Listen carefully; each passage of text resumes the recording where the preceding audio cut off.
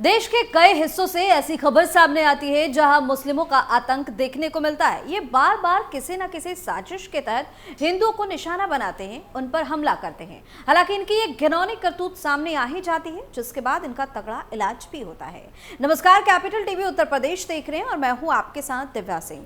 इस खास प्रोग्राम पर्दाफाश में आपका स्वागत है। पर्दाफाश में बात होगी हिंदू भीड़ पर हुए हमले की। बिहार के जमुई में जमकर मचा बवाल, हिंदुओं की भीड़ पर की गई पत्थरबाजी, साजिश के तहत मस्जिद के पास हमला, मुस्लिम भीड़ में औरत बच्चे भी शामिल। बिहार के जमुई जिले में दो समुदायों के बीच हिंसक झड़प का मामला सामने आया। यहाँ एक समुदाय के लोग मंदिर में हनुमान चालीसा पाठ करके आ रहे थे, तभी रास्ते में उन लोगों पर दूसरे समुदाय के लोगों ने पत्थरबाजी कर दी। इस पत्थरबाजी में कई लोगों के घायल होने की भी खबर है। ये घटना जमुई जिले के झाझा थाना में हुई है। इस थाने के बरियाडीह गांव में दो समुदायों के बीच संघर्ष की खबर सामने आने के बाद पुलिस ने वहां के आसपास के इलाकों में इंटरनेट बैन कर दिया। इस घटना को लेकर जमुई जिले की पुलिस को जैसे ही इस बात की जानकारी मिली, तुरंत ही पुलिस के जवानों ने उस स्थान की घेराबंदी कर दी। पुलिस से मिली जानकारी के मुताबिक दोनों समुदायों के बीच में झड़प हनुमान चालीसा के पाठ को लेकर हुई है। पुलिस ने इस घटना का संज्ञान लेते हुए पूरे मामले में 41 लोगों के खिलाफ मामला दर्ज किया है। एहतियात के तौर पर पुलिस ने पूरे इलाके में इंटरनेट बैन कर दिया। घटना में 50 से 60 लोगों को आरोपी बनाया गया है और छापेमारी कर 9 लोगों की गिरफ्तारी हो चुकी है। मुस्लिम भीड़ में महिलाएं और बच्चे शामिल। मीडिया रिपोर्ट के अनुसार बरियाडीह गांव में हुए हमले में महिलाएं और बच्चे तक शामिल थे। हमले में घायल एक कार्यकर्ता ने बताया कि हम लोग हनुमान चालीसा करके वापस लौट रहे थे, इतने में 300 से 400 लोगों ने हमला कर दिया। एक और कार्यकर्ता ने बताया कि मुस्लिम इलाके में उन पर बिना किसी कारण के पथराव हुआ और गाड़ियां तोड़ दी गई। हमले में घायल हिंदू कार्यकर्ता खुशबू पांडे ने बताया कि बलियाडीह गांव में भालेश्वर नाथ मंदिर में हनुमान चालीसा का कार्यक्रम था। प्रसाद ग्रहण करके वापस लौटने के दौरान मस्जिद से कुछ दूरी पहले ही अचानक से पथराव होना चालू हो गया, गाड़ी तक तोड़ दी गई। वहां अल्लाहू अकबर के नारे भी लग रहे थे। खुशबू पांडे ने बताया कि उन्हें ढूंढकर मारने की योजना चल रही थी और पुलिस पर भी हमले की बात हो रही थी। बताया गया कि कई घंटे तक हिंदू कार्यकर्ता इलाके में फंसे रहे। घटना के कुछ वीडियोस भी सोशल मीडिया पर वायरल हो रहे हैं। इसमें पत्थरबाजी होती दिखती है। मामले में स्थानीय स्तर के पुलिस कर्मियों की तरफ से लापरवाही बरतने की बात सामने आई है। दोनों पक्षों की बुलाई गई बैठक। जमुई पुलिस ने बताया कि झाझा और जमुई में दोनों समुदायों को बुलाकर एक शांतिपूर्ण बैठक करवाई गई। वहां पर जनता के बीच शांति बनाए रखने के लिए एक फ्लैग मार्च भी किया गया। इस मामले को लेकर लोग ज्यादा तुलना दें, इसलिए सोशल मीडिया को बैन करने के लिए इंटरनेट पर भी बैन कर दिया गया। जनता से अफवाहों पर ध्यान न देने की अपील की गई। वहीं दो गुटों में संघर्ष के बाद घटना को लेकर सही जानकारी नहीं देने की वजह से इलाके में गश्ती कर रहे पुलिस के पदाधिकारी को तत्काल प्रभाव से निलंबित कर दिया गया। वहीं घटना पर काबू पाने के बाद पुलिस ने बताया कि अब स्थिति सामान्य हो चुकी है। पुलिस ने यह भी कहा कि इलाके के असामाजिक तत्वों और अफवाह फैलाने वाले लोगों पर कड़ी निगरानी रखी जा रही है।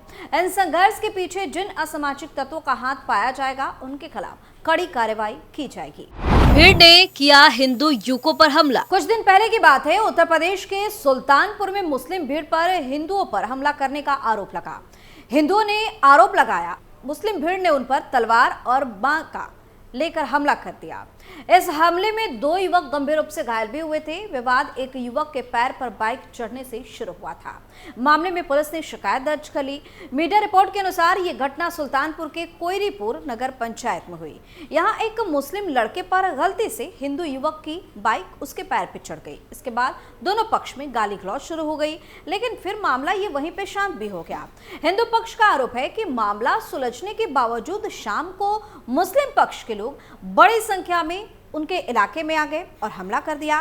काफी देर तक ये लड़ाई झगड़ा चलता रहा और इस दौरान ईंट पत्थर भी चले। हिंदुओं ने आरोप लगाया कि हमलावरों ने औरतों और बच्चों को भी नहीं छोड़ा। बीच बचाव करने आए लोगों पर भी हमले की बात सामने आई है। हिंदुओं ने आरोप लगाया कि इस हमले में जैद राइन, हामिद राइन, सुफियान अंसारी, इसरार, माजिद सद्दाब, मोहम्मद कैफ, साहिल, मोहम्मद अनस, मोहम्मद आकिब समेत 40 से 50 लोग शामिल थे। इस हमले में जतिन और मोहित नाम के युवक घायल हुए। उनके सिर में चोट भी आई थी। जतिन का आरोप है कि ये सभी लोग बांका, लाठी और तलवार लेकर आए थे। ये भी आरोप है कि इन लोगों ने गला काटने की धमकी दी। मामले में दर्ज एफआईआर के मुताबिक हमलावरों ने धमकी दी थी कि एक बार उनकी सरकार यानी कि समाजवादी पार्टी इंडी गठबंधन सत्ता में आ गई तो वे दूसरे पक्ष को मारेंगे, उनका गला काट देंगे और उनके बाल भी काट देंगे, जिन्हें मस्जिद में रखा जाएगा। उन्होंने आरोप लगाया कि ये सभी पहले भी हमला कर चुके हैं। पुलिस ने इस मामले में शिकायत दर्ज कर ली। शांति व्यवस्था बनाने के लिए बड़ी संख्या में पुलिस बल तैनात करना पड़ा। पुलिस ने हमले में घायल हुए लोगों को मेडिकल में इलाज के लिए भेजा। हिंदुओं पर हुए 300 से अधिक मामले। नवंबर 2024 में यह आंकड़ा सामने आया और विप ने एक रिपोर्ट जारी कर काफी ज्यादा चिंता भी जताई। दरअसल विश्व हिंदू परिषद ने एक रिपोर्ट जारी कर दावा किया कि जनवरी 2023 से इस वर्ष यानी कि 2024 छठ पूजा तक देश भर में हिंदुओं पर हमले की 300 से अधिक घटनाएं हुई। इनमें हिंदू युवतियों की हत्या के 40, मंदिरों पर हमले के 131, हिंदू त्योहारों और धार्मिक यात्राओं पर हमले की 84 और हिंदू समुदाय या लोगों पर हमले की 58 घटनाएं हैं। वेब के अनुसार हिंदुओं के प्रति हिंसा के वास्तविक आंकड़े इससे 90% अधिक हो सकते हैं, क्योंकि अधिकतर ऐसे धार्मिक आधारित हिंसा के मामले मीडिया के सामने नहीं आते, वे सार्वजनिक नहीं होते और उन पर कानूनी कार्रवाई नहीं हो पाती है। एक कार्यक्रम में 4 भाग में 41 पेज की रिपोर्ट जारी करते हुए वेब के संयुक्त महामंत्री डॉक्टर सुरेंद्र जैन ने कहा कि ये मीडिया रिपोर्ट आधारित डेटा है जो देश भर की मीडिया रिपोर्ट में प्रकाश में आए हैं और जिसे पुलिस की तरफ से दर्ज किया गया है। इस तरह की कुल 313 हिंसक घटनाएं हैं। रिपोर्ट में हिंसक घटनाएं की गई शामिल। वहीं उन्होंने बताया कि इस रिपोर्ट में उन हिंसक घटनाओं को ही शामिल किया गया है जिसमें अपराधी मुस्लिम समुदाय से संबंध रखते थे। इसके पहले वेब ने वर्ष 2022 में लव जिहाद और हिंदुओं पर उन्मादी भीड़ हिंसा के 400 मामलों की सूची जारी की थी। समग्र हमलों की रिपोर्ट जारी करके उसका ये पहला प्रयास है। डॉक्टर जैन ने कहा कि इससे स्पष्ट है कि बांग्लादेश, कनाडा और अन्य देश में ही नहीं बल्कि भारत में भी हिंदू समुदाय धर्म आधारित हिंसा का शिकार है। वेब के राष्ट्रीय प्रवक्ता विनोद बंसल के अनुसार आंकड़े 3 टीमों ने 15 दिन में तैयार किए। इसमें घटनाओं का राज्यवार और तिथिवार ब्यौरा भी दिया गया।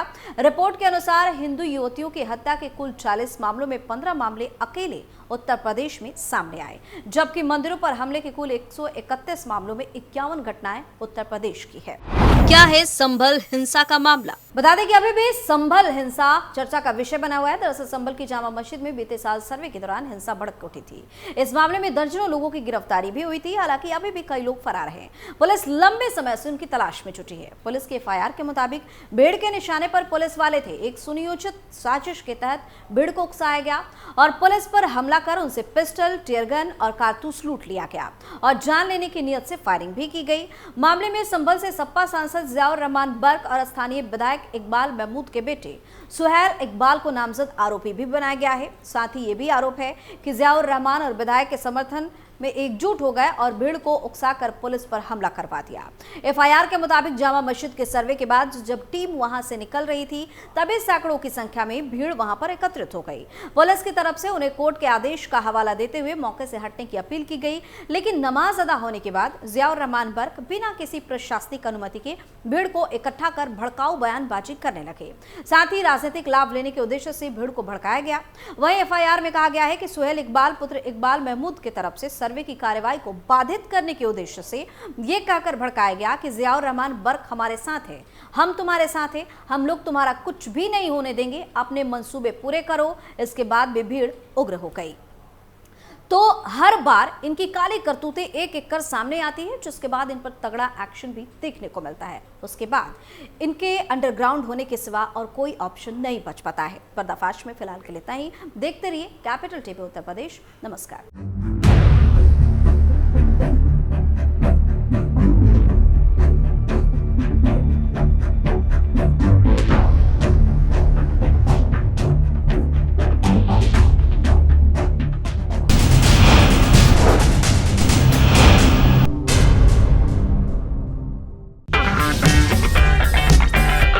अगर आपको हमारा वीडियो पसंद आया हो तो इसे लाइक करें, हमारे चैनल को सब्सक्राइब करें और हाँ, बेल आइकन दबाना ना भूलें ताकि आप तक हमारे वीडियो की नोटिफिकेशन पहुंचती रहे। आप अपना सुझाव हमें कमेंट बॉक्स में दे सकते हैं। हमारे साथ जुड़ने के लिए शुक्रिया।